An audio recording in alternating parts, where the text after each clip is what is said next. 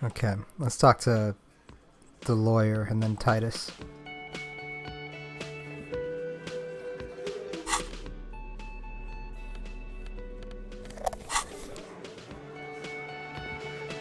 I've got nothing to say to you. Why are you wasting your time? Are you the Hardy girl? I am not. She says dryly. You could be, Liz. You could be anything. You could even be a model. Even a mod? Glenn, I went to law school. I am an attorney. He's right. With a face like that, she could be on the cover of Le Debutante International. Get a grip, Glenn. She went to law school. So fucking what? Lots of models are actually really smart people, fuckwad. No, Glenn, they aren't. Her tone is cold and uninvolved. This didn't change her opinion of you. It's not her. She's not a Hardy girl. Definitely. Are you Lizzie, Elizabeth, Miss Beaufont? I suggest not wasting time on trivial pleasantries and focusing on why you are actually here. Titus Hardy. She points to the tall man by the table. Easy Leo told me about you. He said he likes you a lot. You are not here to chat up the legal counsel. You are here to question these men. Why are you so aggressive? Aggressive? You make your living enforcing violence. These people are just dock workers. So you were spying on us, and now you represent murder suspects. Just dock workers. We've talked to Everard Clare. We know who these men are. The union's militant wing. Listen, you moral intern lackeys.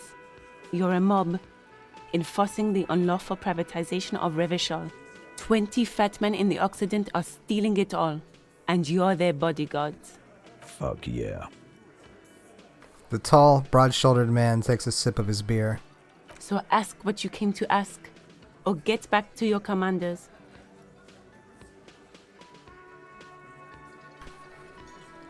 Yeah, let's do that. Let's ask those questions. Let's.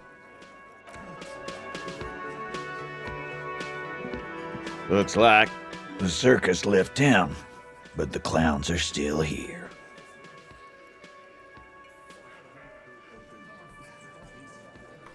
I want to talk about the hanging again. Again, just get the dead guy's autograph, since you're his biggest fan. Good one, Titus. How does the bullet in his head factor into this? Huh? A sip of beer makes the surprise go down easier. There was a bullet in the dead man's brain. Why was it there if you hanged him? How the fuck do I know? Anyone could have shot him. Target practice, maybe. Another sip. He's tight-lipped suddenly. Interesting, sire. It's as if he's lying to protect someone. He's not very good at it. This line of questioning is over. You got the cause of death already? Hanging. If there's any post-mortem trauma, it's your problem. This will not turn into a cross-examination. About fucking time. You still haven't explained the bullet I found in his head. You still on about that bullet? A bullet in a hangman's head. You're right, Culprit. That is mighty curious. Indeed, mighty. How did it get there? The lieutenant is fixed on Titus. Well, there are so many bullets in the world, and so many heads. I guess it's only logical. At some point, one of them bullets had to end up in one of them heads. It's bound to happen again, you know? Just statistically speaking, of course. He taps on his right temple. Sire, it would be an event most dramatic if you were to produce the bullet and dangle it before their very eyes. I'm going to ask you again why this, showing them the bullet, was in the victim's head. Wow! He's got it in a real evidence bag and all! The little man leans in to inspect the leaden blossom. Why don't you go home and log it into evidence? These men have told you what happened. I think the hanging was a cover-up for the shooting. You know what I think? I think he was shot in the head as a kid, and his brain grew around the bullet. Around the bullet, man. That's a good one. All the goofing around is to avoid lying. It's a technique. They're only pretending to enjoy this. Beneath the act, they don't like you knowing this. Did you guys shoot him? Shit! I probably did shoot him. I was drunk last night. You guys know me when I'm drunk. Yeah, Glenn likes to shoot his guns when he's drunk. Better hope he stays sober. No, he meant before he was hanged. Did you shoot him before you hanged him? Before? After? During? This is getting ridiculous. They told you what happened. Stop wasting your time. Don't worry, we'll figure this out sooner or later. Never been worried in my life, lawman. He crosses his hairy arms, having forgotten his beer for a moment. It's not like you blew it wide open, but there's a little crack in there, somewhere. Let's inspect the bullet with Kim here before we proceed further.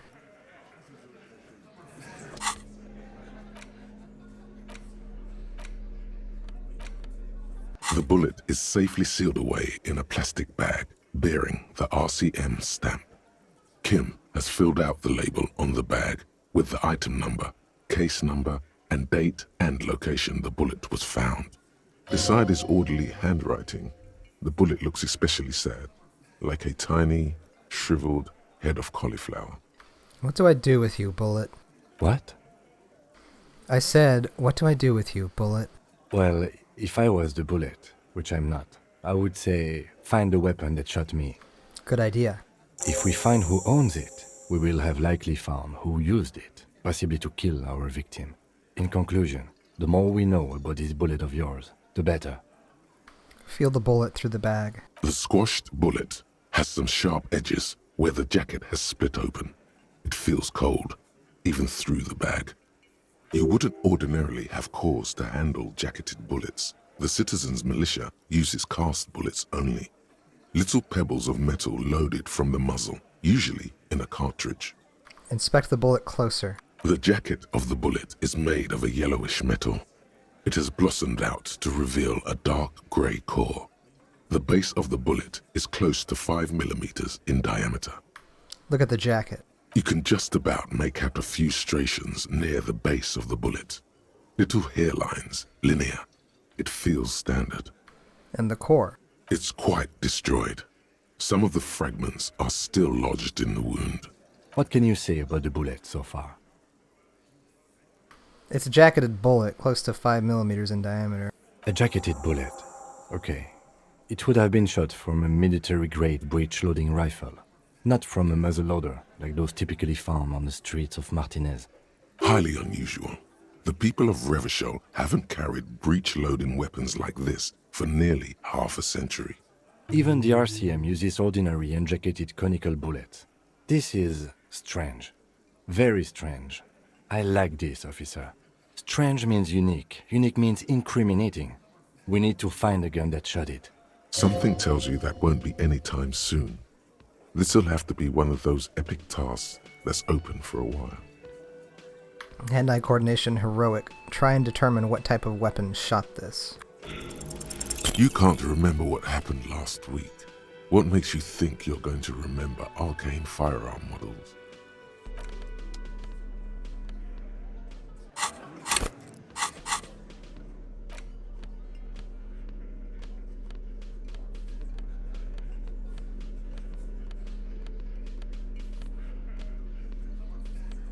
I think we'll retry it another time.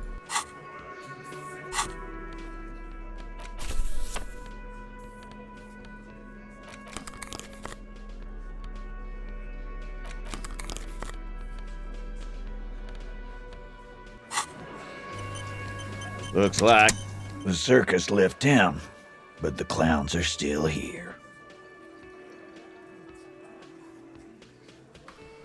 Me and Everett talked. He promised to cooperate.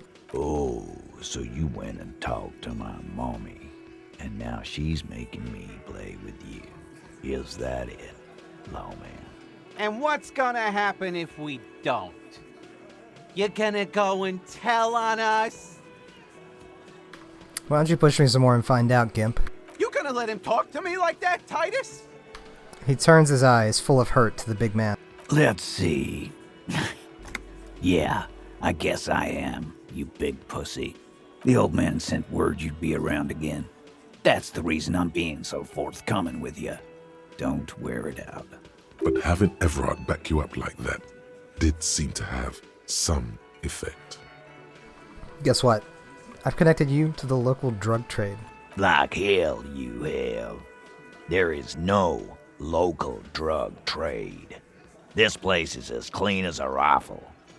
Go back to Jamrock and ask the local junkies how clean your streets are in Precinct 41 Kilos. We'll do that. In the meantime, did you know that there's an abandoned lorry at the intersection that was used to move raw ingredients for drugs from Terminal B to Jamrock? The person driving it was present at the hanging. It was one of you. We've connected the footprints. Detective, do you want to deliver the coup de grâce? No, do the honor. You've earned it. Thank you. You're right, Titus. There is no local drug trade because it's all controlled by you. You're the drug trade. That's a mighty interesting theory. I guess that's what you would need to do, theoretically. A big, strong, state-run monopoly would outcompete the runts on the street. Yeah, man. Theoretically, that's what you would do. To get rid of the gangs, the dealers, even some of the junkies. You would need good, trustworthy people to take their place, of course. Hardy men to run such a monopoly. For the good of the community, of course.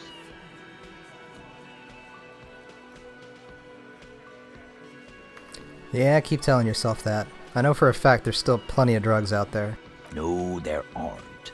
Some little shit and his dad are doing speed. Who fucking who? Stuff's probably from Jamrock. Whatever you've seen is peanuts. Look at the big picture, man. The place is a paradise. And all thanks to Hardy Boys. Theoretically, of course. We're just talking politics here. My answer to your drug accusation is, how dare you? Go fuck yourself. Not quite yet, Mr. Hardy. There were 8 sets of prints on the crime scene. There are only 7 Hardy boys here. The 8th Hardy, the one who's missing. She runs the thing, right? My answer is, fuck off. Mind your own business. There is no 8th Hardy. I run this goddamn scene. And here we go. Back to the usual. The woman sighs. I know. Fatty walked on all 4s. He's so fucking fat he left 2 sets of footprints. Go fuck your mom, Dennis. That's more like it, boys. You heard him. It was Angus on all 4s. Anything else you need to know? I talked to Joyce, the merc you hanged. His friends are coming for you. Yeah. By friends, you mean his squad mates from Crenell. He doesn't seem worried. Wouldn't want to beat up his grandma. They're snickering in the room. Some of the men put their beers down. Yes, they're forming some kind of tribunal, and they're coming for you. This is what happens if you take the law into your own hands. Other people start doing it too. Let them come. The Hardy Boys are right fucking here. You heard the man. Right here. We're armed. We got the whole district behind us, and Glenn. Glenn is fucking crazy. Yeah. A well-oiled murder machine. He punches the blondie on the shoulder. Do you know that a single Sarai's giant hornet can kill 40 bees a minute? The fuck is that supposed to mean? You're the bees. They're the hornet. We're not bees. We're men. We're socialists. Easy, E. He's trying to phase you. What are you trying to do? Scare my men?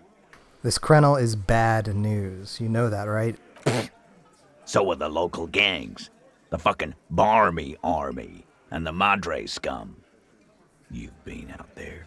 Seen any around? Yeah. Where are they now, huh?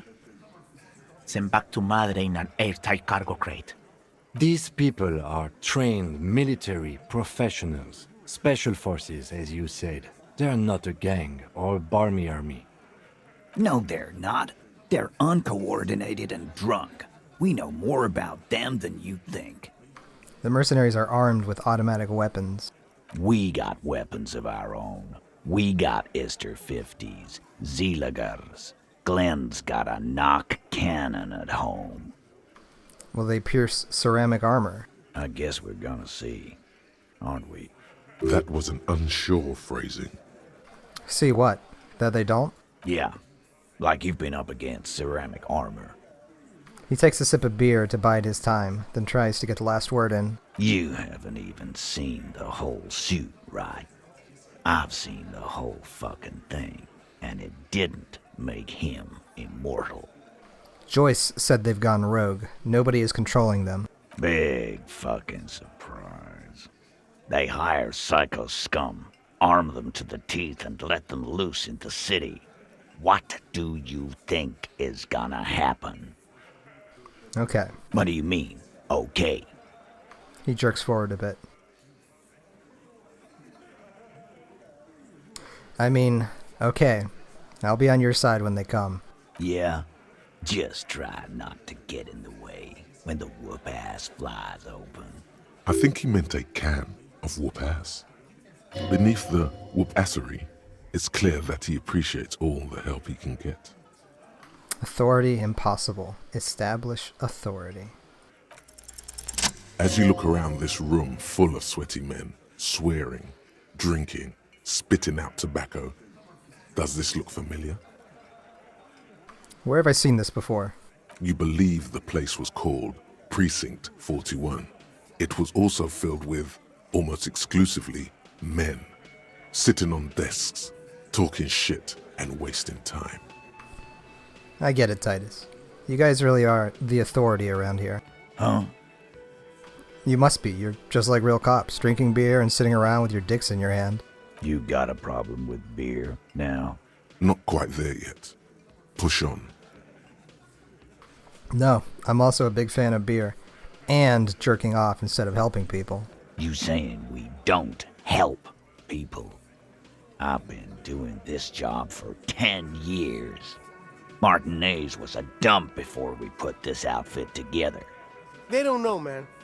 They weren't here. We had 3 shootings a week, kids dead, fucking graffito everywhere. You cops haven't shown up since the 30s. Congratulations on the graffiti removal. All I see is you sitting around talking about Monica's titties while there's a rape victim. So what? What do you want from me? We took care of that fuck. He picks the beer can back up. Don't let him drink that. One more push. Quick. It's not about who did it. It's about the victim. She needs help. Titus? He looks at her. She stops mid-sentence. That's it. You got him. He's going to give it up, but on his terms. You wanna help her, cop? Fine. I'm gonna let you help her, but you treat her with respect. If you don't, if you question her, harass her, a freight train of pain, buddy. Titus taps his chin with his fist. What is her name? The lieutenant takes out his notes. Claudia, I'm on due. She's staying here at the Whirling in Rags, a real pretty one. Silvery jumpsuit, blonde. That's I'm on due, with an O-U. Shit. The girl. The girl upstairs? That can't be her. She knows you drank so hard you forgot you were a cop. Oh, it's her! It's definitely her! It's Miss Oranje, disco dancer! Clage Amandu. Cool. Keep your cool. You inexplicably add cool after the victim's name, with your eyes bulging like some wild beast. Your fingers are fidgeting and sweat starts forming on your brow as Titus looks at you oddly. I don't understand what's so cool here. Nothing. We just have a few more questions. Then we'll be on our way. Calm. Normal. Try to forget this little hiccup. So what was her relationship with the mercenary? Relationship? There was no fucking relationship. He raped her. That's their relationship. Was like that karaoke incident all over again. Or like some of the other girls he was harassing. Okay, enough. All of this is irrelevant to your stated investigation. So, the rape, when was that? He did it before we killed him. He's not gonna do it again. So what does it matter? He crushes his half-empty beer can. It would help if we establish a timeline. All right. 2 weeks, maybe? I don't know. I need another beer. He turns to Glenn. Here you go, boss. The tall blonde throws him a can. Titus cracks it open. So, what is your relationship with her? I know her. He looks around and an uncommon silence fills the room. How well do you know her? A small twitch in the corner of Kim's mouth.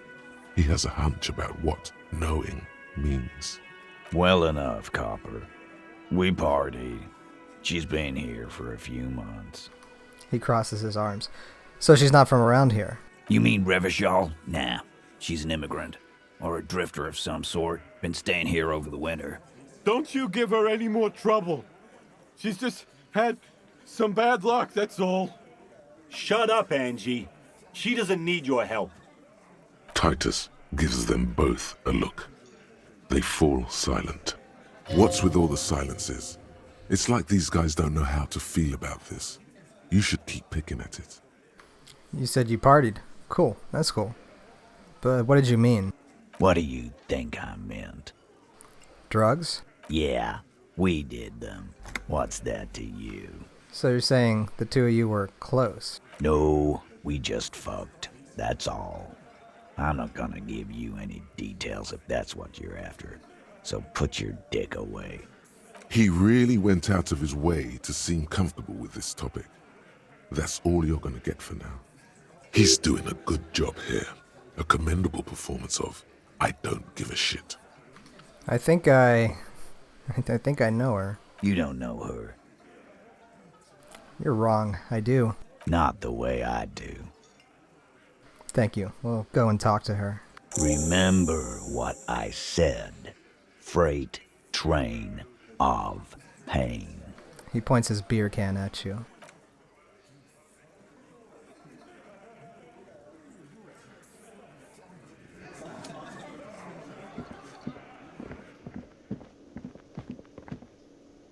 Officer, what was that? What was what? You looked strange when he mentioned the assault victim's name. Do you know that woman? Yes. Is there something I should know before we talk to her? Whatever you do, don't say the first thing. Yeah, I'm not gonna say that one. I met her in the hallway after I woke up. Understood. You were not in good shape on Monday. She knows I didn't remember being a cop. Okay, that's manageable. I tried to hit on her. Understood. He's stone-faced. It went pretty okay, I guess. It doesn't matter how it went, officer. What else? Nothing. Let's move on. We'll be alright, officer. This is nothing. You feel fortified by his assurance. It's going to be all right. Is it, though? Nothing? You're still in for a bumpy ride here. Try not to mess it up.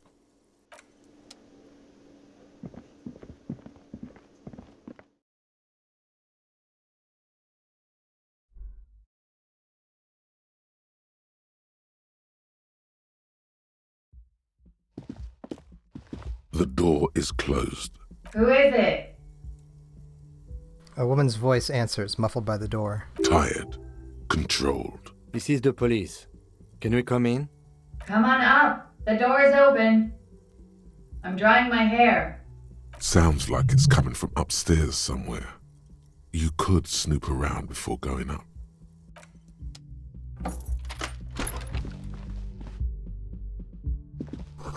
Hotel bill calculations. Looks like she's had an extended stay. Piles of dirty clothes. A woman's. The room has sad all over it. Reminds you of your own.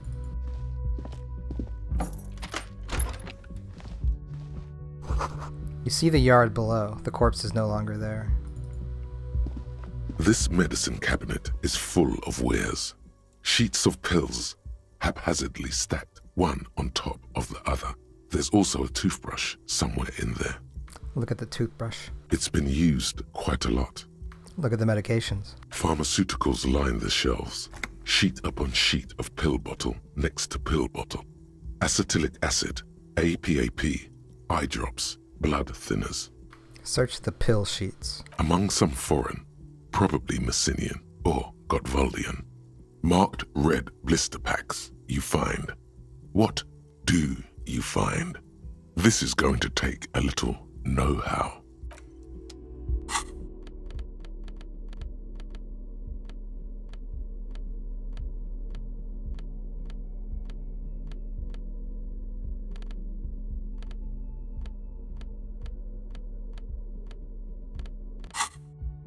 This medicine cabinet is stocked with a bright orange bottle with Preptide stamped on it, in sunny, happy letters.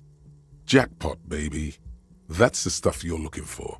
Your palms begin to sweat just holding that little plastic container. Just take it in plain sight. The lieutenant looks toward the door as if he didn't see you pilfer that sweet Preptide.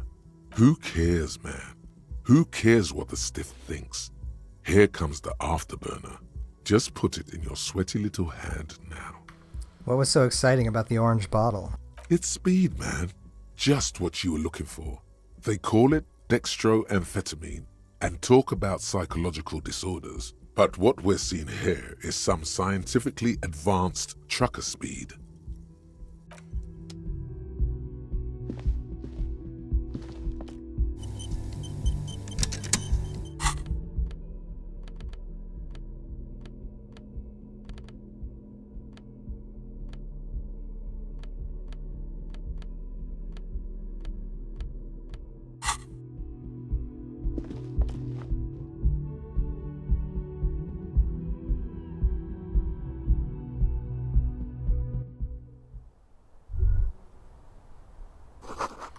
You feel someone watching you behind the glass door, a woman. The bed has been hastily made. This window is pristine on the inside, unlike the one next to it. Light from the desk lamp reflects off the glass in an untarnished golden halo. Run your finger across the surface of the glass. Smooth as ice. There are spots of mud and rain on the outside, even smudges. But the surface of the window is clear from the inside. No chips, no hairline fractures. Following your lead, the lieutenant leans in closer to inspect the surface. This window was recently replaced. Looks like it, yes. He adjusts his glasses. You know which window has not been recently replaced?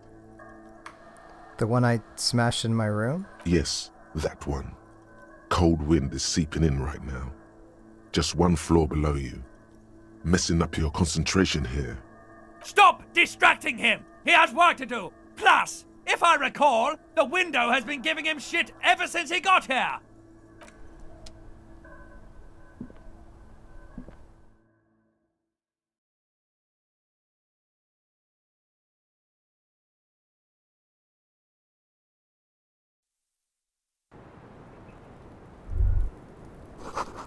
The smell of cigarette smoke in the air. Astra menthol. The same small, heavy door. No lock in sight. Push? It's barred from the inside. You hear the bar rattle in the brackets. Sounds like it's heavy, too. Very sturdy. Where does this lead to? I don't know. He makes a note in his notebook. It is not the first closed door we found in this building. There is also your mysterious blue kitchen door. Do you think it's important? I don't know. The further we get, the more this building seems to be tied to the case. The vigilantes, the cadaver, and a number of people connected to the case are in or around this building. This door is part of it. It's not unimportant.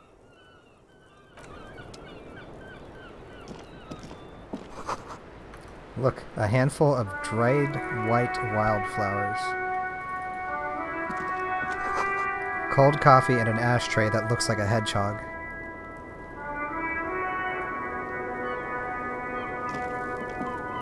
Welcome to the roof. The young woman has a cigarette in one hand and a cup of coffee in the other. Her hair is still slick from the shower.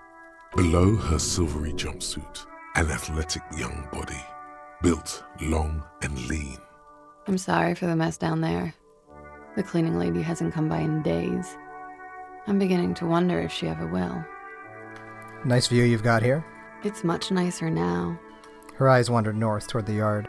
Where the dead body used to hang, clearly visible from the roof, but no longer. Thank you for that, officers. Truly. There is something in her light brown eyes, a sadness, when she thinks about the death of that man.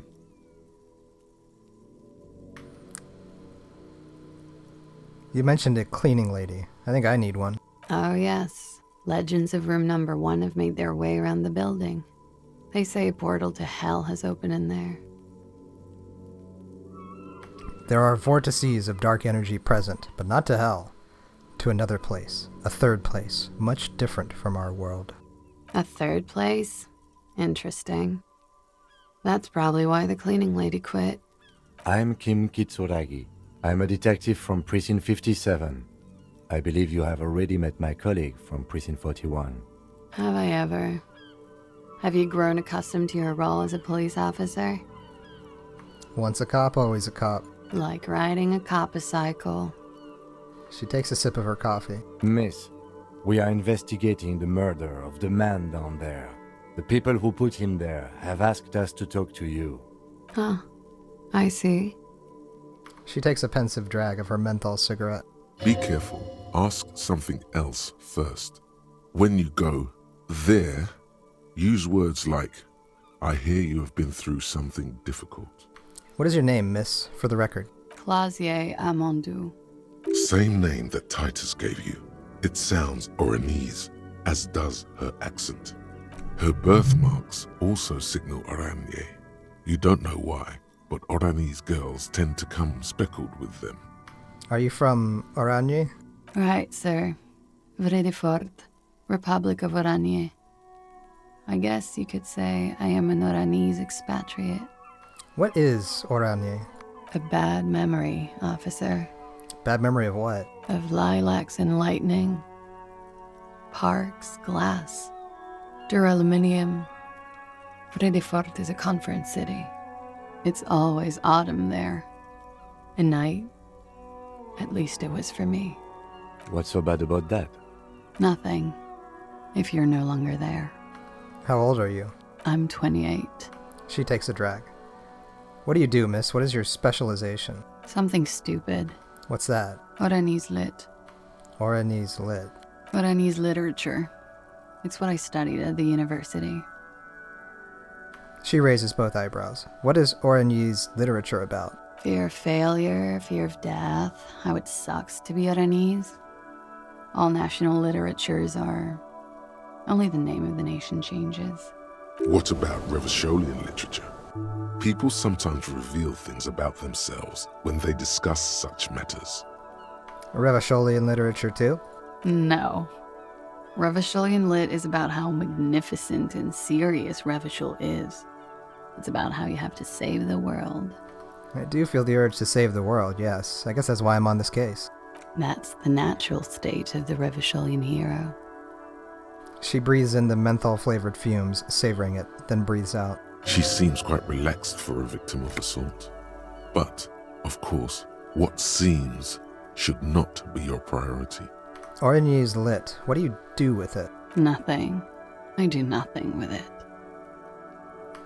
How do you make money then? Money is very important. Show her some money. Cool. I've made more money by just being than I have with Oranese lit. Being what? Many things. A roller skating instructor, a secretary, Miss Oranje 37. She smiles. It's the world's most tired smile. Can we take a look at your passport, please? I'm afraid you can't, officer. Why is that? Because it's buried in a sealed plastic bag at an undisclosed location on the coast, along with cash and airline tickets. Thank you for your candor. Why? They say so in your tourist brochure. Keep travel documents away from your person when west of the river. How do I know you've told us your real name? If I were to lie to you, I would come up with a more mainstream name than Clausia Mondu. It's a weird name. She seems to be telling the truth, sire. Okay, then. Okie dokie. She pours herself more coffee. Thank you. That's it, for the record. The record. So official. Nice room you've got here. Yeah. It's pretty deluxe. What are you doing here, in the whirling in rags? I'm wintering. How long have you been staying here? About 4 months. I came in November. Why here? Here in the Whirling, here in Martinez, or here in Revachol? Here in Martinez. I heard this is where the washed-up disco has-beens go. You're too young to call yourself a disco has-been. I'm really not. Hate to say it, but you've got sad all over the place. Yeah. I've contaminated it pretty bad. Is that why you're out here? The contamination spreads from room to room. First, I escaped upstairs. The sad got that too. Then I found the handle for the summer door. What exactly is the nature of this contamination? For me, it's a mix of me with a lack of cleaning services. How about you? Talk around the establishment is, you have an industrial sad spill in there. She taps the roof with her heel. Somewhere below, military-grade sand is dripping off the walls. You should say the first thing. It's honest. It will lead to introspection. Something is bad, pointing to your head. In my head, in the past. That's where it always comes from, isn't it? From the head and from the past. It's a feeling, white and filled with doom, gaseous, invisible, deadly. It's everywhere. Sounds like an advanced form of what I've got, with a bit of old love sprinkled on top. Doesn't feel like love at all. Are you sure? Love is terror. She breathes in a large billow of menthol-infused smoke, savors it, then lets it out slowly. You have quite the collection of prescription drugs down there. Thank you. I've put a lot of time and effort into it. She says without any discernible irony. Technically, possession of narcotics is legal in Revachol, but you should still reprimand her. It was quite impressive. How did you amass such a hoard? With money, sir. It's not exactly the anti-star size caboodle I intend for it to be one day, but it's getting there. The anti-star is, or was, a Vespertine rock and roll star who liked to do drugs. He did so many drugs, he eventually mutated into a corpse. You seem to have, among other things, Preptide. Oh, yes. One of my favorites. It cures many ailments. Like what? Like not being able to stay up for 36 hours, not being happy. It cures those ailments. It's just a merit speed molecule, basically. Cool. I took some for personal use. Huh? Motherfucker took my Preptide? Looks like you owe me one, officer. I'm talking serious corruption here. This does not amount to actual corruption. I can easily log it under confiscation. Robbed by common highwaymen. It's hard to tell if she means it in earnest or as a joke. Where does that door lead to? Pointing to the door on the roof. You tell me, officer. I've been trying to open it, in case the contamination gets to the roof and I have to move on. No luck. That window is new. It is. She moves slightly to your left to check her reflection in it. The lieutenant makes a note in his notebook. He finds the answer unsatisfying. I have other questions for you. Okay. She takes a pensive drag of her cigarette. Watching herself reflected in the bedroom window, tall and sparkling and draped in smoke. They tell me you've been through something difficult. Something difficult? I've been through at least half a dozen difficult things. Which one do you mean? Were you sexually assaulted, miss? By sexually assaulted, you mean raped? She takes a quick drag, unperturbed. Yes. It's a bit early in the morning for raped, isn't it? She sounds positively buoyant, vivacious, totally unbothered. And what does that mean? Were you? Yeah. I'm gonna go with not raped. I can't say that stuff about him. Tell them it's not my style. They'll have to, if they want to jazz up the charges, they'll have to get someone more, rapeable.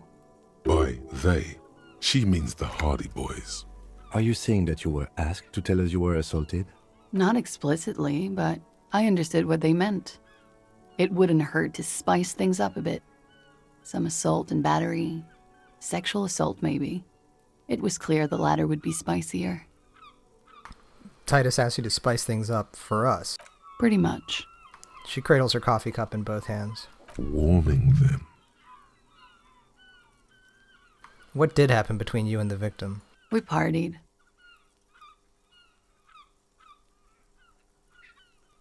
What kind of partying? Point to your bloated face. The kind I do? With all due respect, sir, I think we partied a little harder than that.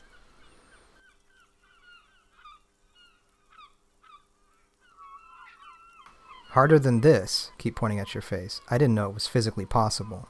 Oh, it is. You're still alive. What did you do when you partied? We drank, sir. A lot. For weeks, basically. We had that effect on each other. We made each other drink harder. That's why I liked him. What else? Stimulants. Speed also has that effect, making you drink harder. And then drinking harder makes you do more speed. It's quite the combination. We also had sex. Were feelings involved? A little. The drugs were good enough, and we did enough of them.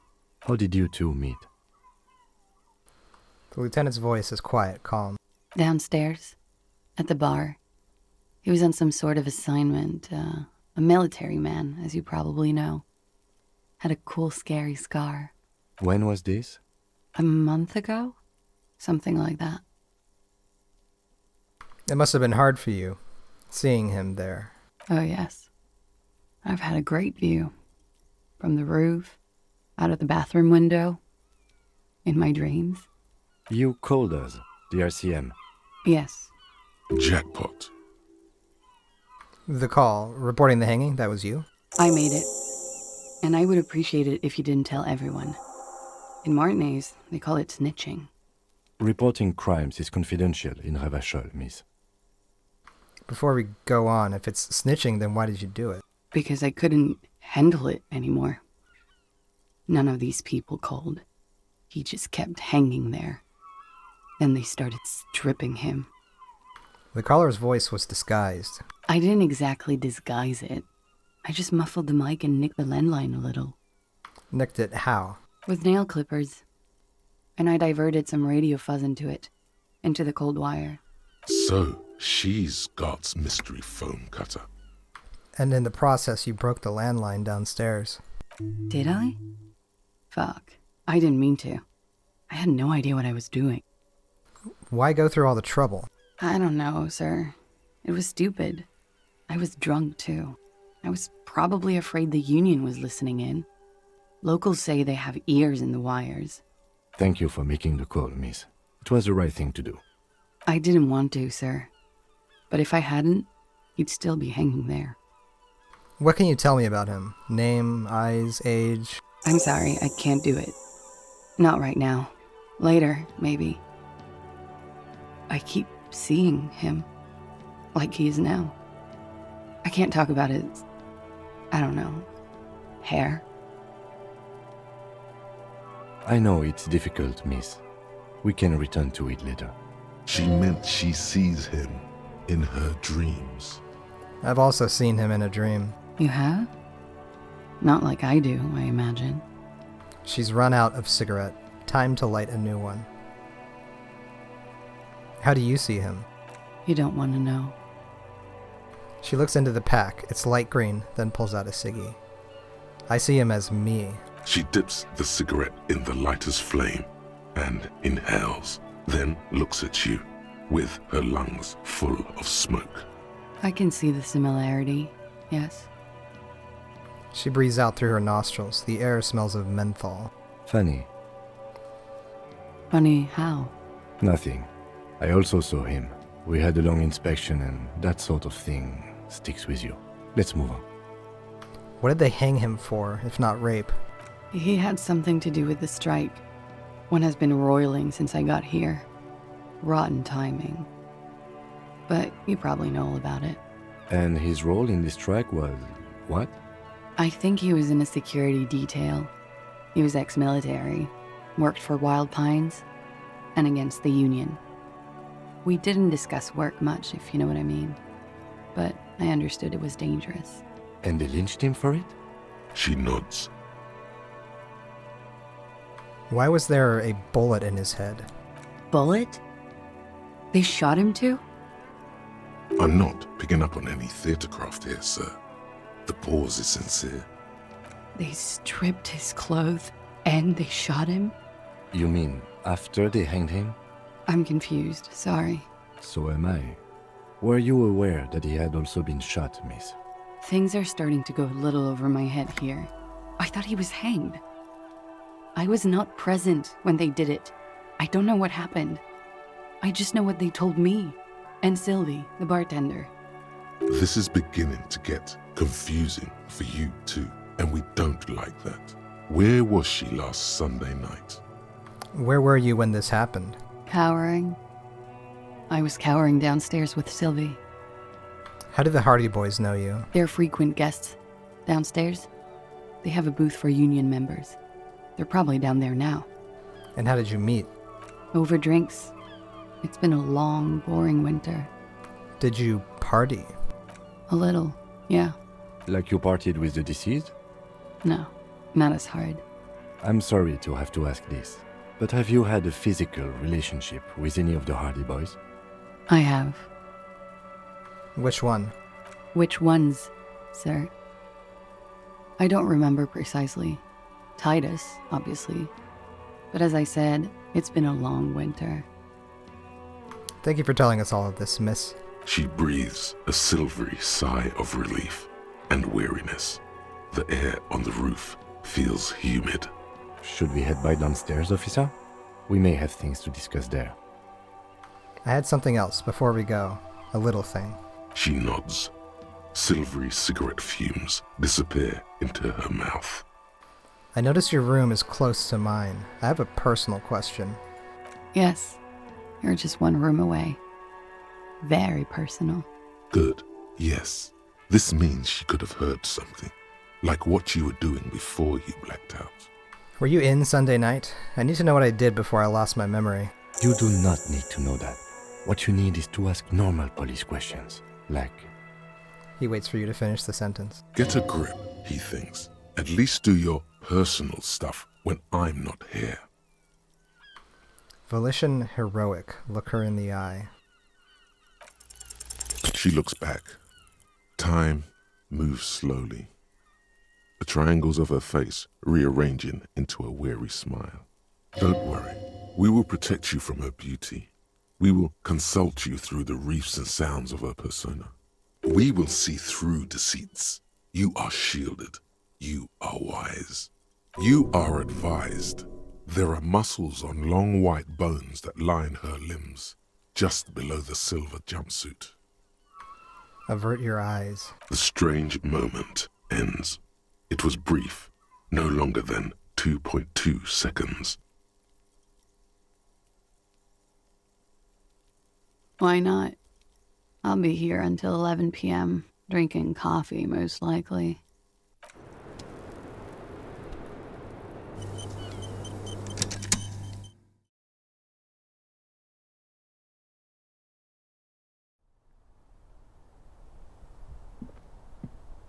Looks like we have more to discuss with those so-called Hardy Boys. Half their reasoning just went out the window. You think this will make them cooperate? Nothing will make them respect the RCM, but it will disrupt the game they prepared for us. We just stripped off one layer of whatever it is. Her decision to not corroborate their story was definitely not part of the plan. Why did she tell us all of that? What else could she have done? Lie? She saw there was no way to lie and get away with it. I'm not sure she had to lie. I wouldn't have known. If not you, then me. It was a smart move from her. Something is off here. You think so? She seemed forthcoming. Unusually so. Being forthcoming about some things is a good way to obscure other things. The best liars are always forthcoming. Anyway, we should move. I suspect our investigation will bring us back here soon enough.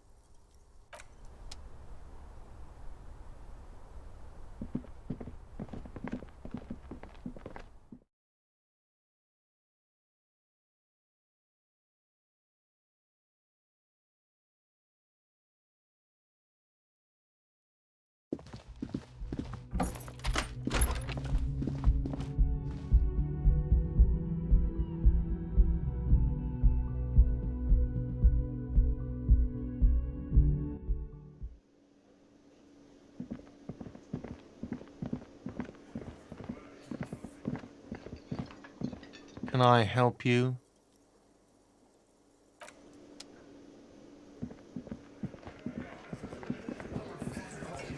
It's you again. What is it?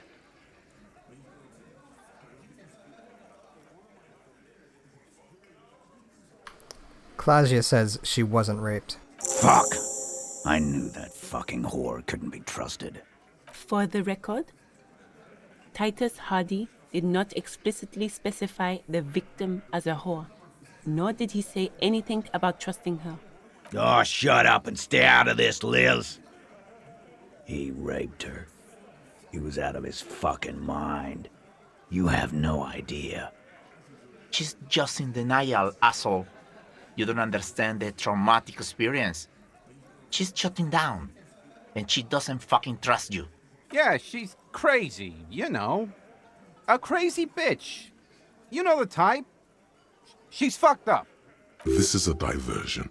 Stay on track. Cut the bullshit. She told me the truth. Lawman, I'm at the end of my goddamn rope with you. I fucking told you not to push her. And you went and pushed her.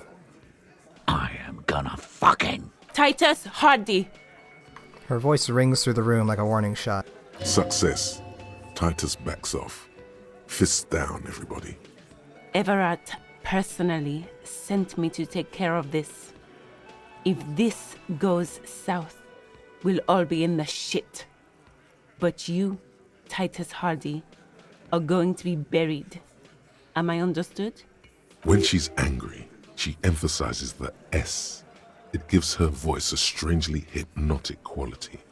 Her lips barely move as she speaks. Frankly, it's a bit terrifying. Someone has to rush in to break the tension.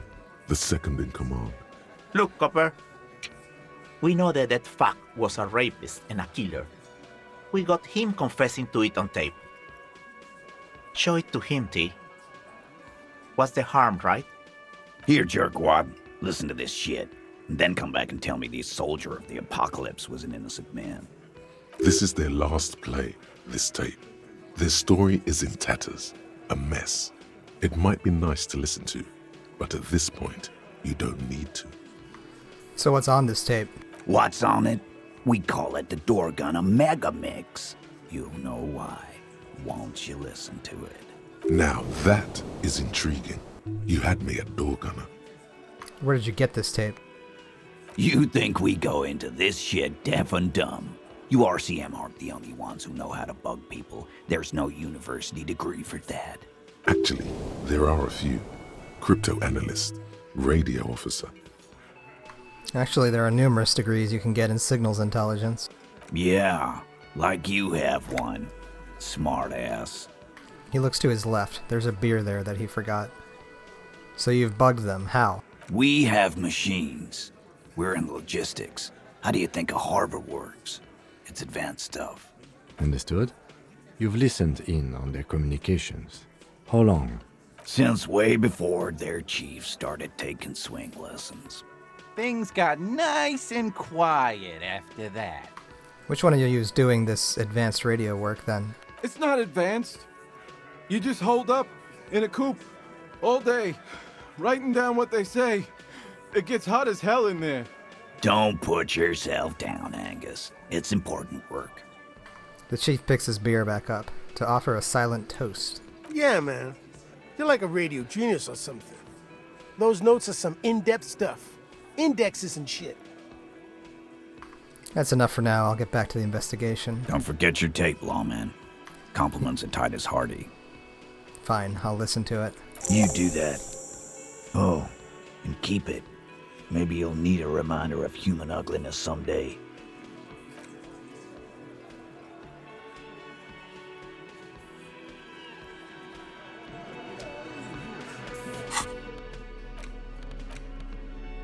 The porter reel is just what you needed. The reels attach to the apparatus with a satisfying click. The tape is routed behind the magnetic reader. You push Command Set, and the tape starts spinning. Violent static and machine sounds fill the air. This isn't Revachol. This is a fucking village. I can almost see the elephants. The harbor. That's the son of a Kvalson crane. When this shit is done, I'm gonna tear that place up. Soldier of the Apocalypse style. Kill shit. Dogs and chickens too. Gonna run a room, Cordy. A real nice room. I don't give a shit. I'm fucking done. I'm done mentally. I'll fucking do them all in. Rape that disco cunt on the counter. You know, the dance a whore upstairs. Do it Kohoi style. Never did get that taste out of my mouth. A click, then silence. The rest of the tape is empty. The lieutenant presses the button marked Arrete on your porter reel. The tape stops spinning. What was that at the very end? Silence? End of recording. What do you think? It seemed authentic enough. Probably recorded off the shortwave, then edited to seem more incriminating. He sounded like he was on patrol around the harbor walls. I agree. He also sounded inebriated. Still. The lieutenant looks at the tape. You're familiar with this look now. It's his look of suspicion. There's more going on here than we know. Who's this Corty? Corty could be short for Cortenar, one of the other mercenaries, the one he was talking to. Probably the mountain at the harbor gates. Mr. Right to Work. And what's Kohoi? A village on the Samaran Isola, in South Safre.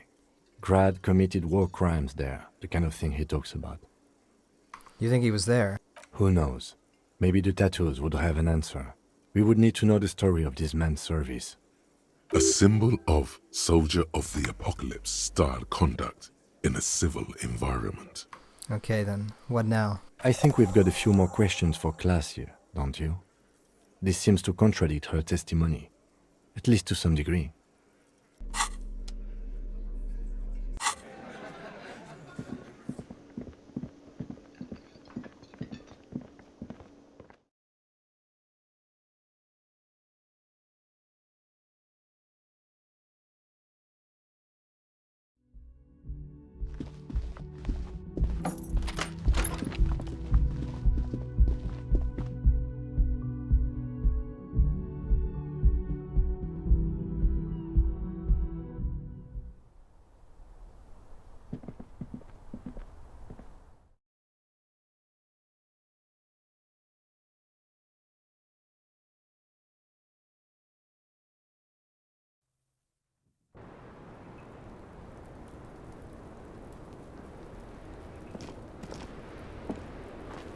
Hello, officer?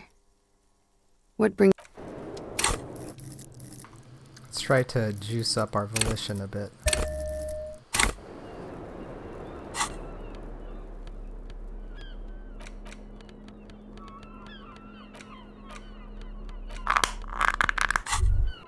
Now that you've acquired some stimulants, it's time for a little pick-me-up.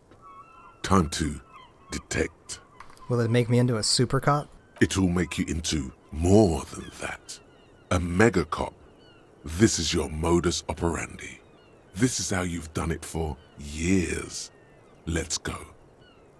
Wait, but Kim is here. He'll be disappointed. See? That's your problem.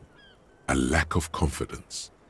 Speed can help you with that. And, Kim, it can help you with everything. Okay, my body is ready. Let's do this. You raise the peptide bottle. Press one nostril closed and inhale furiously with the other. The rush is almost immediate. It tastes bitter and caustic and stings a bit inside your nose. Good to have you back, Officer Megacop. The world has been waiting. Now the taste is slowly receding into your throat. The rush is growing in intensity, your little heart pounding like a bird in a cage. A sweat breaks out across your brow. Your jaw clenches. And, let's be honest, there's a little chest pain. The good kind, of course. You may want to blast a nosophed or something. You could work with this high. Like, literally work. Solve the case. File some papers. Maybe clean up your hostel room. Then solve another case. Then start a side investigation into the paranatural. Then build a radio computer. Time for a little truth. Tell the lieutenant you did some. Clear the air. Cool. Let's boogie. Spring. Everything is clear around you. You're ready to concentrate on the next task in the task chain. Hello, officer. What brings you up here again?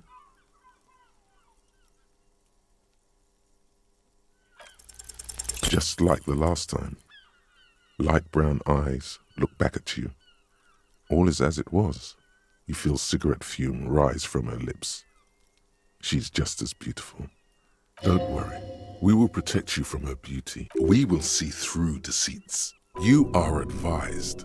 There are muscles on long white bones that line her limbs, just below the silver jumpsuit. Am I being beguiled? She presses her elbows against her waist and slowly turns her head. Her hair brushes her shoulders, making a small hissing sound, almost imperceptible. The strange moment ends. It was brief, no longer than 2.2 seconds. Titus Hardy gave us a recording where the deceased states his intention to commit rape. She puts her coffee cup down with a soft ring. As the porcelain meets the metal table, this does not surprise her. Did he? I never said he was a good man, or that he had good intentions. Only that he was never bad to me. She doesn't care. If anything, she sounds amused. On this tape, he specifically identifies you as the target. Where did they get this recording exactly? It's intercepted radio chatter of the deceased, recorded via a de-encryption station. It's authentic enough. Does he say he's gonna do it Soldier of the Apocalypse style? She arches her brow. Something to that effect, yes. The phrase was used. The lieutenant checks his notes and nods. Yeah. That was practically his pickup line. She picks the cup back up. Did he say whores a lot? Was he pretty much on the verge of doing it Kohoi style? Yes, the word whore was used. He liked the way it sounded when he said it. As to Kohoi? The young woman lights a new cigarette with the butt of her old one. He wasn't actually there. He didn't do a tour, or at least didn't tell me he did. Would have been overkill anyway. He lived his own little Kohoi. It wasn't his everything. Do you think he was trying to scare people? No. I'm pretty sure he did all those things. And then had to internalize them to keep on living. Until they just sort of turn into his, what's the word I'm looking for? Persona. Running joke. I was gonna say running joke. And it sounds like you didn't even get the good bits. Lely's punchlines got way, way funkier than that. He was like the Seminese conflict, the Kohoi massacre, and the 36 famine in Yezut all rolled into one person, then cast in Orani ceramic armor, which he wore in bed and in the shower. You like this kind of stuff. We're all scraping up any happiness we can find, officer. Going around with our little scouring sticks. You, your first love, Mr. Kohoi here. Did he tell you he had actually done any of those things? He and Martinez, I mean? No. We were too busy laying waste to our own nervous systems to direct any of the fury outward. He seemed happy, I guess. at ease. As much as a man like him could be. There is a small measure of pride in her that she could quell the rage in such a being. What kind of man was he? Before you go, ask for details. She seems okay to talk about it. Thank you for clearing that up, miss. Whenever you're ready. I'm interested to hear what Titus Hardy has to say now. She takes a very small sip of her coffee and smiles. Now that you've had some time, can you tell us more about the victim? Like, for example, his name? Actually, officer, I didn't know his name. I just called him Lely. A nickname? I guess. He came from Lelystad. It's short for that. And it was his army name, apparently. He said his real name wasn't his. I tried to pry it out of him, but it was no use. Lelystad. That's a good start. We have a few questions you can help us with. A few things a field autopsy alone can't answer. The young woman cranes her neck, trying to catch a glimpse of the page the lieutenant passed to you. On it is a list of autopsy observations, recorded neatly in blue ink. The last missing pieces of a puzzle of flesh. Where is Lelystad? The place, I mean. In Oranje, officer. It's, I think municipality is the term. A nowhere town there. The Lelystad municipality has few boroughs and even fewer cities. It's made of agricultural plots near the border of Gottwald. Executive summary: cows, silos, and wheat. You were almost right, officer. That means his race was occidental, not mondial. I'll update the form. You were both from Oranje? Yes. We were compatriots. Did that bring you together? No. He was too old for that. And from another part of Oranjenrijk. I didn't even understand his accent. What brought us together wasn't Oranje. It was bad habits. No love for Mother Oranje. But wasn't he a soldier? This could be worth pursuing. A military man, but not a patriot. No. He left the National Service after they taught him to do what he did on Seminine. He wasn't the flag-waving kind. He was the making money, killing people kind. He was by no means a stupid man. A people person. A small platoon leader. Certainly not a patriot. You don't seem like much of a patriot yourself. Mm-hmm. There is nothing on Moindi. The old, old world is dead, and we both knew it. Maybe Oranje did bring us together. In loathing. I love Revachol, though. I hope she loves me, too. She looks around, the wind in her hair. How old was he, miss? He was 42. 42? Are you sure? I would have had him above 50. He had many scars that made him appear older. But no. The memory makes her smile. We even celebrated his birthday, like, some weeks ago. It was a funny 2 days. He had little reason to lie to me. Looks like you were right, officer. The lieutenant taps on his notebook once as though assigning some kind of point. I didn't know this was a competition, Kim. It isn't. Police work is a cooperative sport. His eye color? Blue. Light blue. They were like little blue galaxies, you know? It was strange, seeing those eyes in his fucked up face. Pardon the swearing. I do him an injustice. He wasn't ugly. And he had a beautiful, soft voice. Very surprising, what with all the scarring. It was quite something, watching him speak. He had a combat wound on his chin and mouth? Yes. Severe. It made him look like half his face was cracking away in some strange smile. That and those eyes. Ah, yes. His hair, if you can remember? It was light brown, almost blonde. He darkened it with brilliantine, made it oily. Not nice to stroke. I couldn't convince him to leave it alone. Kim, I said to put brilliantine on the form. Do I get another point? No. But I put it down there. I can see you've put quite a few things here. They don't all give you a point. There it is, in your rushed writing. Right where the lieutenant is pointing. Fucky, fucky. You should really get this questioning back on track now. He had a tattoo. What did it mean? Oh, that. She smiles. It's clear she liked it. You liked it? Quite a lot, yes. It was a map of his service history? Sure, service history. It was mostly for showing off to chicks, though. For showing off to chicks? How so? How? Imagine him lying in bed. Freakish musculature laid out on the sheets. Scarred, of course. Tattooed. The sheets are dirty for some reason. Is this Oranese lit? Is this Oranese lit? Yes. This is the very essence of Oranese lit. A moment's respite. Dark and hopeless as the struggle itself.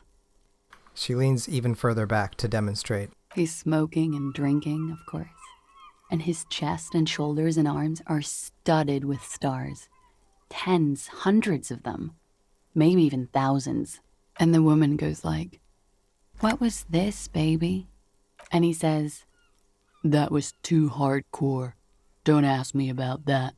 So she goes, "Okay, but what's this, baby?"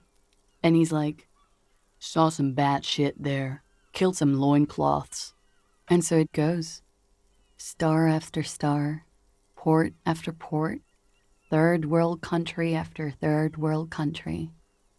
And he's done horrible things in every single one of them. You were the woman in this. Oh, yeah.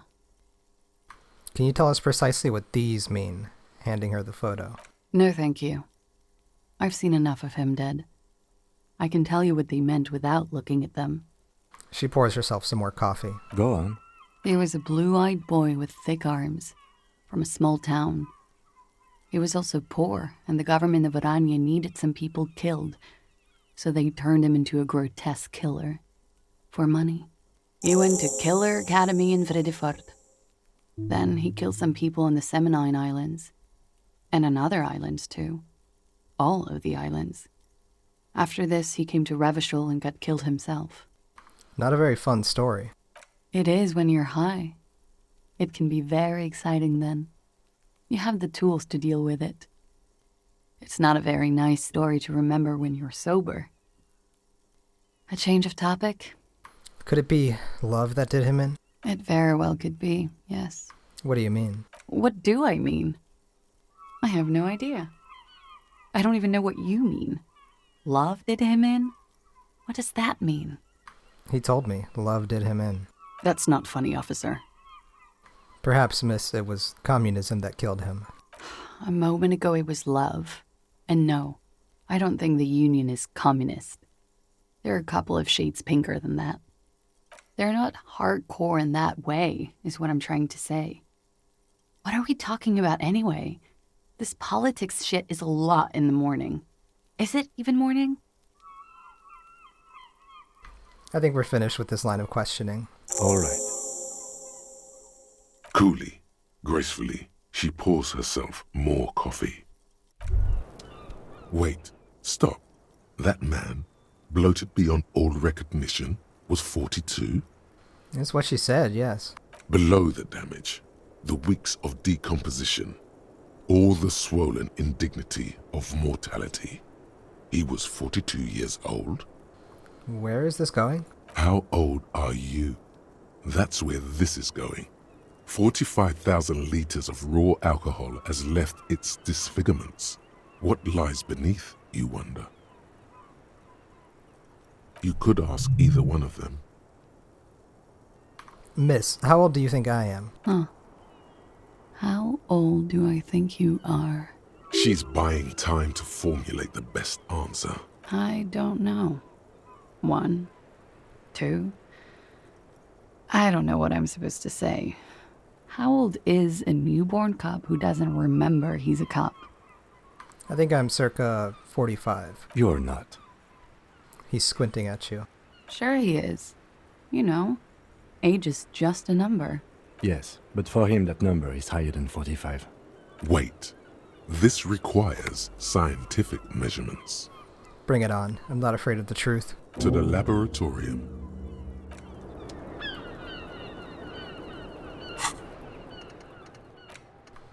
Okay.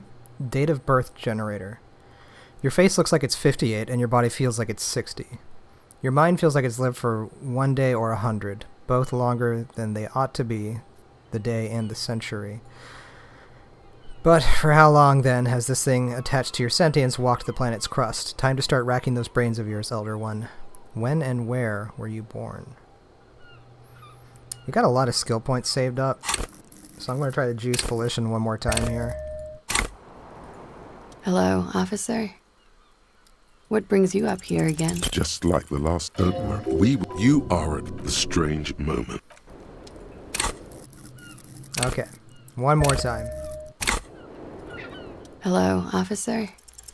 Soft, light brown eyes look back at you, directly into the space behind your eye sockets. You see the smoke rise from between her painted red lips. She's beautiful. I have bad news for you. What? You know these guys? Who? Me? Yes, you. He's talking about you, you boring stiff. You too. Me? What did I do? These guys are compromised. She's got them singing along to her tune. The little bleeps and bloops you trust for info, you can't trust them anymore. Oh my god.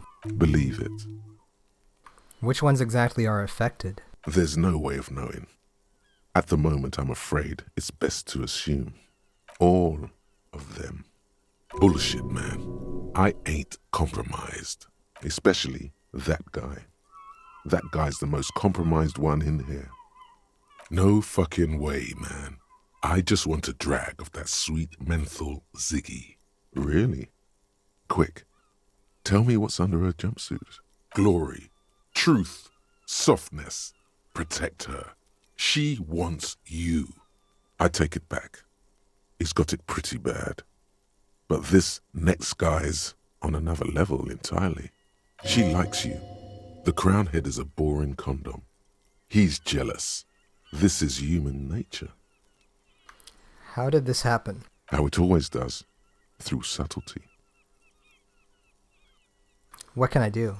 There's nothing you can do about it. You are how you are, and she is how she is. Things will go as they do. Can't you turn them normal again? No. What use is this, then? It's better to know you're being played than to be played without knowing it, is it not? Does this mean she's been lying to me? Yes. Mr. Thespian here has been singing paeans to how truthful she is. She is a lady, most fair and just. In his defense, to reduce him to such inadequacy, she probably had to employ half-truths more often than outright lies.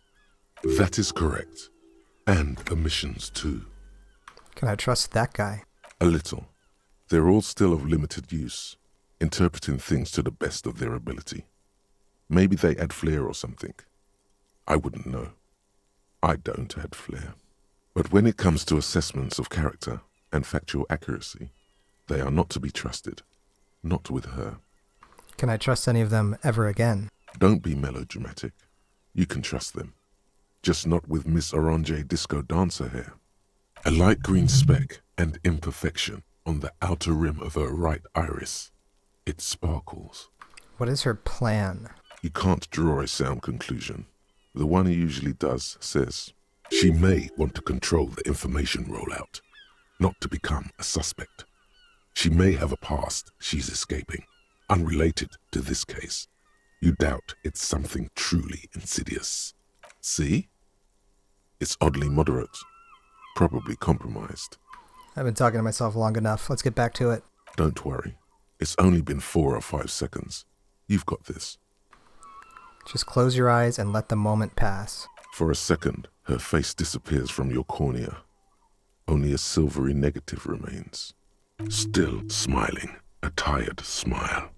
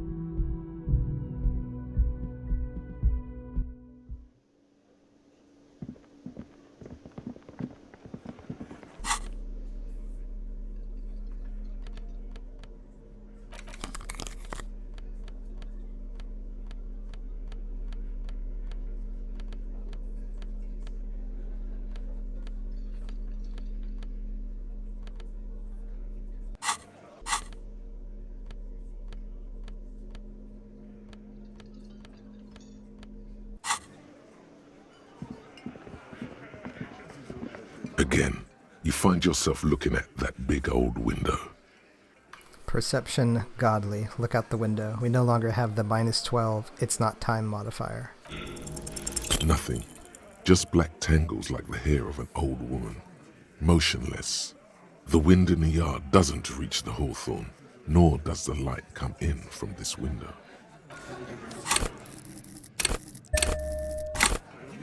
Again, you find yourself... There's a yellow ribbon tied to one of the branches.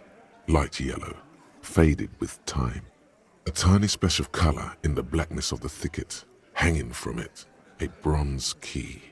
Someone hid the key in the bush and attached a yellow ribbon to make it easier to find. It's close enough to the latch up there. One can slide it open and just take it. Surely not a coincidence. Someone's hid a key in the bush. Huh? The big guy looks behind him. I need you guys to hand that key to me. And I need the fatty to get his feet amputated because the smell is killing me. We can't always get what we want. God damn it, Dennis. You know I can't help it. His whiny voice is in deep contrast with his stature. Sorry, fucko. These guys won't help you. Looks like you're gonna have to go bush diving. The hawthorn's got a bitch of a bite. I'm gonna enjoy the sight of you in the bushes out there. With a loud thud, the old man stands up, pushes the window open, grabs the key from the hawthorn branch, and slides it across the table to you. Take the key. The key is brass. Workshop spare is etched into its bow. The old man closes the window and sits back down in silence. Come on, man. We were just having some fun. Where's the harm in... I'm tired of listening to your shit. I wonder what doors does it open. It could open the door in the kitchen. The blue door. It says workshop spare. Maybe there's a workshop there? It's worth a try.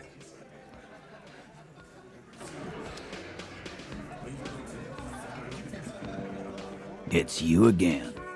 What is it?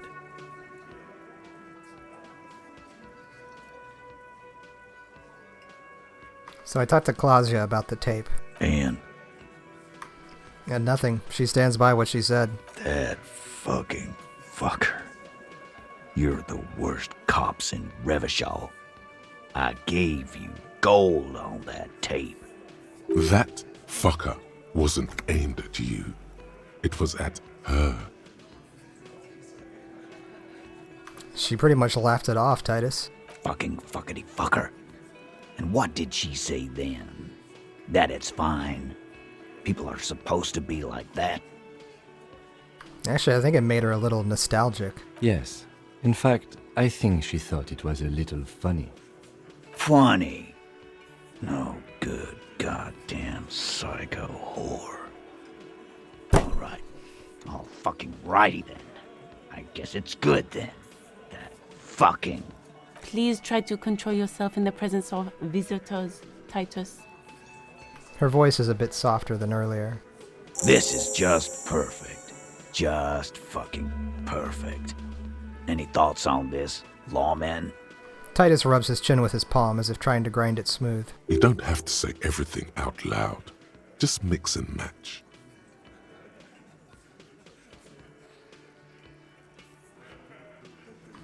Maybe she's still in denial, you know, like a defense mechanism. Yeah, maybe. That is a possibility. Or maybe she isn't who you thought she was. Nah, I know her. She's just a girl, in over her head. She's not some helpless girl. She handled the mercenary well enough. Handled him? She got into some stupid shit with that guy. Shit we had to take care of. Yes, we heard all about it, and the fact still stands. You were more disturbed by the tape than her. Be straight with me, Titus. What really happened? I already told you. We fucking hanged him. He puts his giant face in his hands and sighs. There's less gusto in his voice now. His men too are growing increasingly silent. Come on, Titus. We know you didn't hang him. He was shot. I know you're tired. So am I. Why don't you just... You know what? I am tired. I'm tired of you and the whore upstairs. Next time you see her, tell her Titus said, "Fuck off!" He throws his beer can down. That lying scamming. We're done. This is over. You understand? Your little investigation is over. Yeah. There is a silence in the room. Elaine starts saying something, then thinks best not to. On the floor, beer drips out of the can into a small puddle. No one does anything about it. What is this quiet funeral shit? All we need is some beers in us.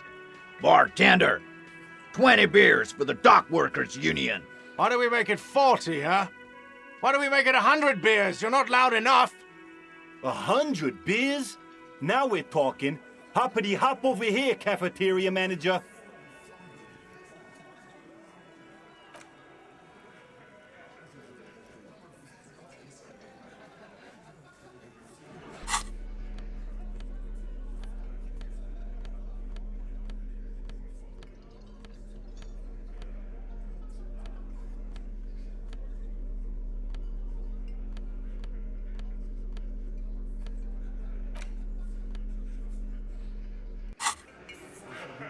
It's you again.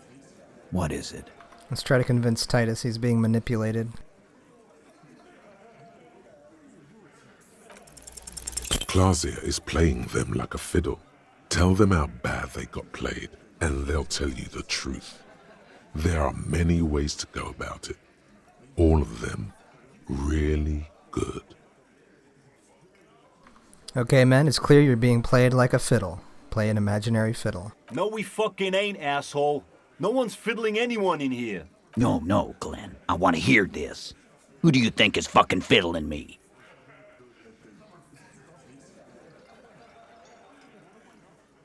Who do you think? Keep playing the imaginary fiddle, grins sagely. I think you're losing it, fiddle man. No.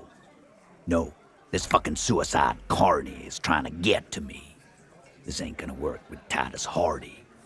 Put the fiddle down, or walk away. It's that simple. He'll put the fiddle down. Put it down, officer.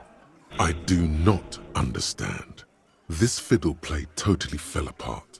The concept was solid, but the delivery tragically off. You sounded like a madman, not a cop.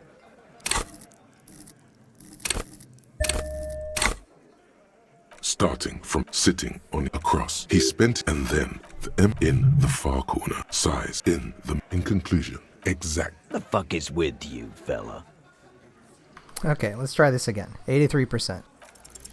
Convince Titus he's being manipulated. Bad idea. Bringing her up will do no good. You should know by now. Titus will never falter. That's it then. Case closed. We're going home, Kim.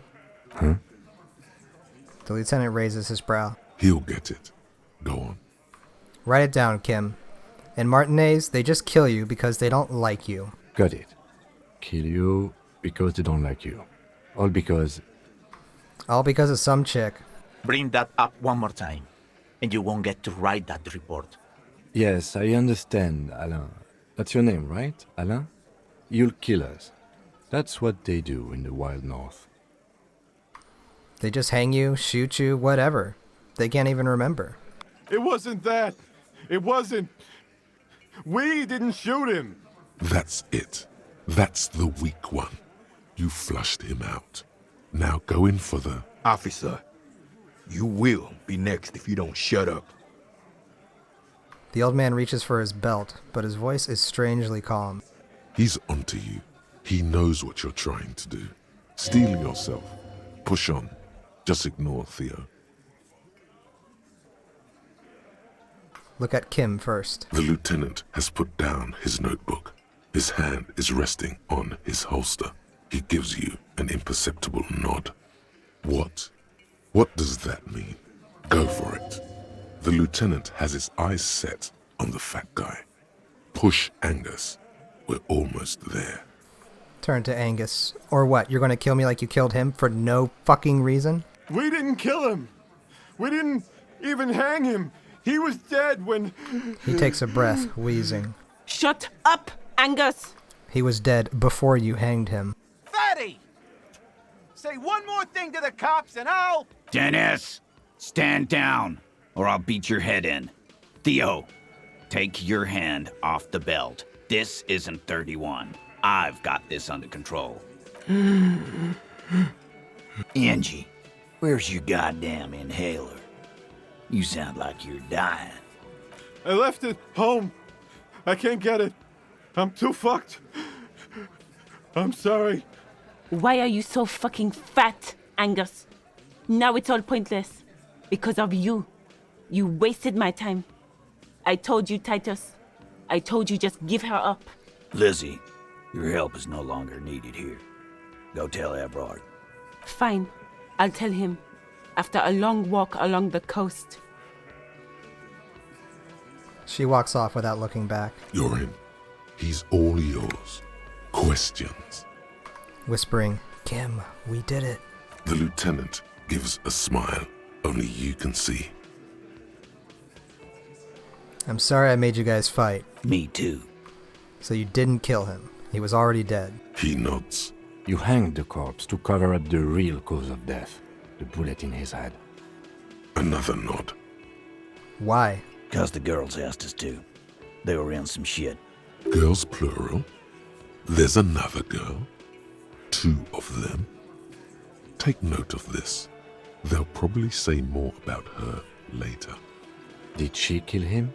Cop, I have no idea. The girl says she didn't. He doesn't think she did. Or at least he hopes she didn't. What happened Sunday night? Classier came down. She seemed really out of it. Drugged up, even more than usual. Bug-eyed and gurning, you know? Not in a fun way. It looked like she'd redosed after something went down. I've seen that look before. She was scared. I knew someone had died. How did you know? I've done this job for 10 years. I've seen it before. It's the politician in the motel room with the dead hooker scenario. Only in reverse. Good analogy, boss. You don't get to talk yet, Shanky. You're still on the bench. You keep taking it easy too, Angus. What happened then? We went upstairs. Sure as day the Merc was dead. There was a bullet hole through the window. Fucking dirty sheets and bottles everywhere. He means they'd been fucking? Tibbs patched the window. And the corpse. We hanged. Who's Tibbs, the 8th Hardy? Nah, he's my brother. He's in the window replacement business. Tibbs. That's short for... Short for Tiberius. Yeah. Good man. Bet their father's name, Atticus Hardy. Lucretia Hardy would be their sister. Anyway. If Claudia didn't kill him, why the cover-up? You may have noticed our girl's in some shit of her own. I didn't notice anything. What kind of shit are we talking about? The can't show up on police radar kind. There are people after her. From the old world. Where she came from. These people, who are they? They're powerful. Connected to the Morlintern. She's clearly afraid for her life. Says if she showed up in your systems, she'd be ghosted away. That's all he knows. That's all she's told him. And why would you help someone like that? By taking on a murder? Why would I? I guess we abide all sorts of runaways and losers here. It's a Martinez thing. So, who killed the Merc then? Any leads? Not yet. Just some ideas. She says the shot came from outside, behind the window somewhere. So that's a clue. What are you thinking? I'm thinking someone's past caught up with them. Either hers or his. Hers, you mean? I mean the people after Claudia. Maybe the shot missed. Maybe it was meant for her. I like that. Been thinking the same thing myself. And you had ideas about his past, too. My dude. One of those mercenary buddies of his could have done it. They got guns, training, years of bad blood, probably. Or it could have been someone else from Crenell. Tell you what I'd do. Check out the coast for vantage points. Maybe consult with a ballistics buddy of mine. That's what I'd do if I wasn't too busy doing this clown dance with you. He's calm now, threw all that turmoil away, and became himself again. Whose idea was it to hang him anyway? Hers. In a manner of speaking. Remember the two girls? He may be talking about the other one. Earlier you said the girls asked for your help. Was this the other girl? That's right. It was her idea to hang him. I liked it for political reasons. It sent a good message. It's her, isn't it? The drug trafficker, the missing 8th Hardy. Fella, you think too much. He's off all right. You're gonna hurt your head. That woman is just affiliated with the Hardy boys. You don't know her, anyway. You know, it's okay for there to be a Hardy girl, Titus. We're Hardy boys. And that's it. Sure, but can you tell me anything about this affiliate? Name, current location? Nope. You're not getting to her. It's Klasia you want to talk to. Thank you for this, Titus. I'll go and talk to her for the last time. You do that. Hey, cop. Before you go. He grabs his beer and swirls it in his hand. She, Klasia, came to Martinez to hide. Many of us did. This is where you wash up when there's nowhere left to go. The Union takes you in. Now, she refused that protection. But you would still prefer if we didn't take her away. That's right. If we didn't take care of the people who end up here, this place would just be a couple of ruins and some cargo containers. We'll take that into account. The lieutenant slides his notebook into his coat pocket and turns to leave.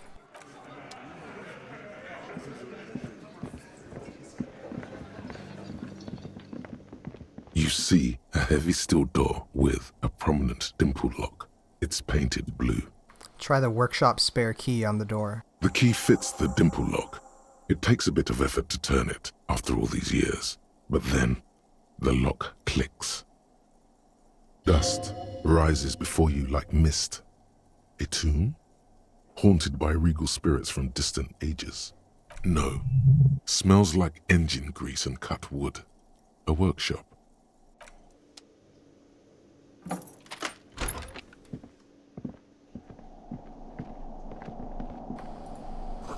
The pinball says Franco-Nigerian. Theme is horses and swords.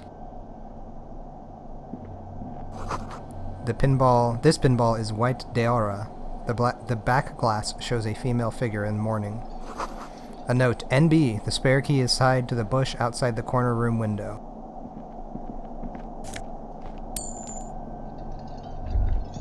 All these mesmerizing machines, just waiting to be plugged back in and played. Run your finger across the dust of the white Deora machine. Feels like it might jump back to life any moment. The lights illuminating the white-robed woman. What's white Deora? Some kind of inane pinball theme. Probably related to Messina during the DeLorean age. The history themes are the worst. Deora was one of the 3 crown cities of the DeLorean era, on the Muindi Isola, the others being Ria Silvia and Advesperasket. This theme is all about early airships and beautiful, sad, pearl-laden women. It's quite nice, actually.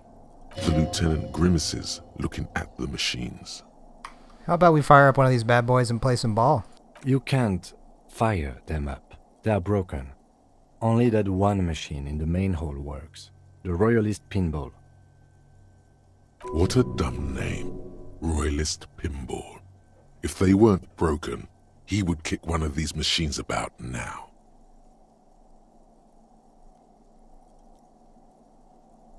Encyclopedia, medium. Think, Kim Kitsuragi. Kim Kitsuragi. Kim Pinball Kitsuragi. Kim Pinball Kitsuragi, aka Kimball? Exactly. That's what he's known as. His reputation precedes him. You're Kim Pinball Kitsuragi. So now he remembers. He looks at you in the silence of the workshop, then takes his glasses off and cleans them. Fine, I'm Kim Pinball Kitsuragi, aka the Kimball. You remembered. Congratulations. Wait, but I still can't remember anything else. Wonderful. He only remembers hearing about the pinball policeman. You don't seem to really like pinball. No human being should. It is a game that requires no skill and a childlike affinity to flashing lights and to fantastique, science-fiction, and historic romance franchise. It is lame.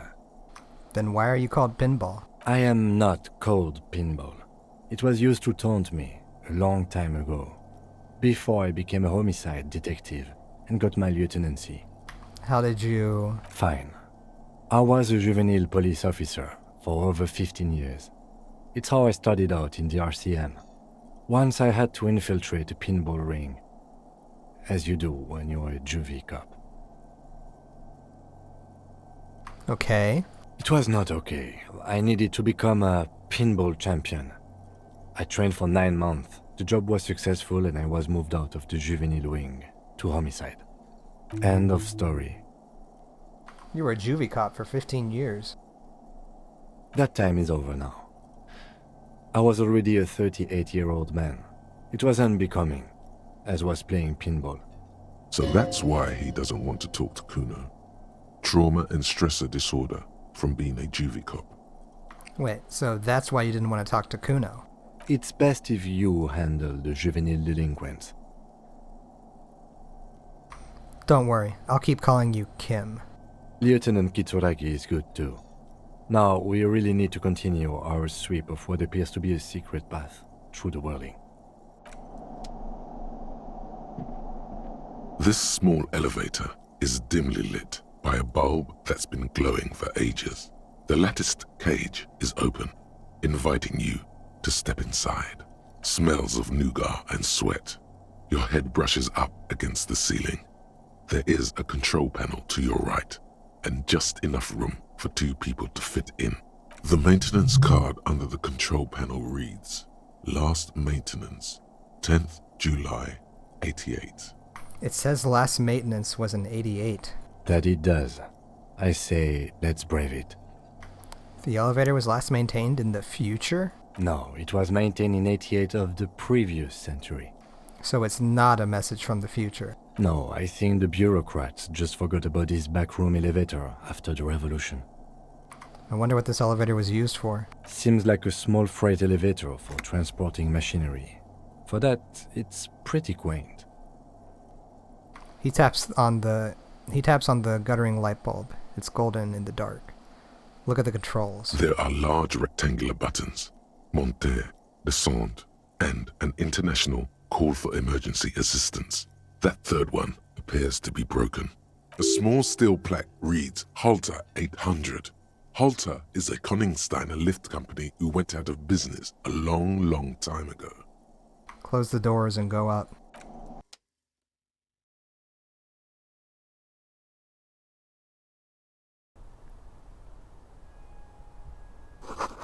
Small windows taped shut with black plastic. You can't see outside. Cigarettes and money. Boxes of tools and replacement parts line the shelves. Schematics for a pinball machine, futurism themed. A jacket. The pinball maker's coat. The pinball machine has been taken apart and gutted. So this is where they brought 40 pinball machines to fix them up. A long time ago. Everything is covered with dust now. The lieutenant looks around the dusty, crowded room, inspecting the tools on the shelf. This used to be a pinball workshop. Looks like it. I'm guessing Martinez North 22 used to be a pinball arcade before it became a hostel? There are machines left over. A creak. Some dust falls off a shelf. Downstairs in the hall, next to the main door. One of them even works. I've seen one of the Hardies bang away at it. Rolling in Rags was once the East Delta Pinball Arcade. This is all that's left over from that. Ah, yes, as the novelty dice makers said. This has absolutely nothing to do with the case, I'm sure. But I do like a nice little connection. But then it went bankrupt. Your skin crawls from making the connection. Could this mean the Whirling in Rags really is part of the doomed commercial area? If that's true, then our cafeteria manager is not going to like it. We should tell him what we found up here, omitting that suspicion. He does not appear to be the kind of man who likes his establishment to be part of a neighborhood ghost story about bankruptcy. Stupid superstition. But still, it would be interesting to see what the cafeteria manager thinks of this. It's not a ghost story. It's a curse, and Gart ought to be made knowledgeable so he can perform counterspells. Looks like they gave up on fixing pinball machines at some point. At some point, 20 years ago, 15 maybe, before pinball went out of vogue.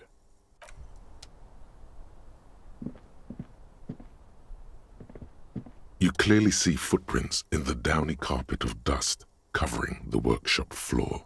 Jackpot. These, unlike everything else here, are new. Someone's been here within the last week or two. 3 weeks maximum, from the dust coverage. It could easily have been 1 week too. You know, officer. This is so good it makes him forget the whole Kimball memory. This isn't bad at all. It was a good idea to see where that door leads. Commendable work bringing us to this place. Okay, what does this mean? It means someone snuck through what seems like a secret route, behind Classius' room, in the recent weeks. This may prove to be significant. Let's have a closer look then. Large prints, most likely made by Boots. The size is hard to determine. Sole could be bigger than Vamp. The soles have left a pattern, uniform, horizontal lines. One person has been here. They've gone back and forth. The tips point both ways. The prints look like one person went back and forth. Between that and that. He says, pointing to the elevator doors in the corner and the barred door.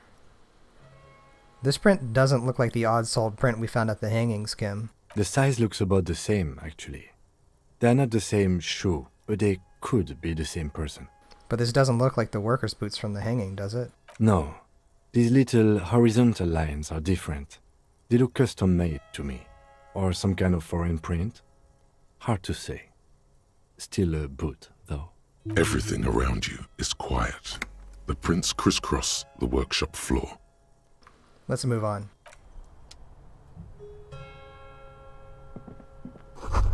There's a tiny hole in the wall. You see a bedroom on the other side. You can almost see the shape of a man and a woman writhing inside, bathed in drug sweat and dirty linens. Bottles lie around everywhere. I think I can see into Claudia's bedroom from here. You can barely see through. Better not to jump to sensationalist conclusions here. The footprints on the floor, however, definitely suspicious. What were those people doing in there? You lean closer to the peephole instinctively. I bet they're doing something quite unnatural.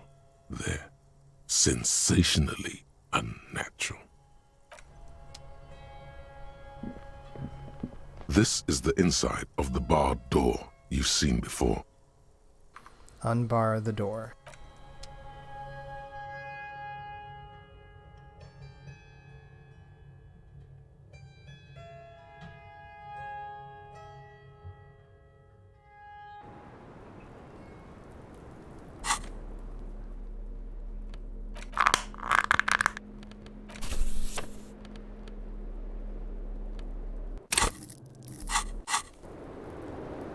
And we're back to the roof. I think this is where we'll leave off for now. Next time we can finish things up with Claudia.